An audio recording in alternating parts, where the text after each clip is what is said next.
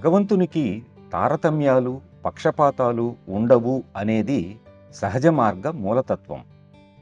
ఆయనే సృష్టికర్త కదా. ఆయన సృష్టి వర్ధిల్లాలి, పురోగమించటానికి సంసిద్ధమై, వికాసం చెందటానికి కృషి సలిపి పరిణామం చెందాలి. ఇది మన బాధ్యత. కానీ ఇక్కడో చిక్కు ఉంది. అదేమిటంటే, సహజ మార్గం భగవంతుని కరుణ మీదనే గాని భగవంతునికి చెందిన ఇతరమైన దేని మీద ఆధారపడదు. అది కేవలం దైవకృప మీదనే ఆధారపడుతుంది. ఆ దైవకృప అందరికీ అందుబాటులో ఉంది. అది ఆవులకు ఉంది, గొర్రెలకు ఉంది. అది నీకు ఉంది, నాకు ఉంది. ఇప్పుడు ఆ దైవకృప ఉన్న తరువాత కూడా గొర్రె గొర్రెలాగా, మేక మేకలాగే ఉంటే ఆ కృప యొక్క ప్రయోజనమేముంది? కాబట్టి ఆ కృపను మనం ఉపయోగించుకోవాలి.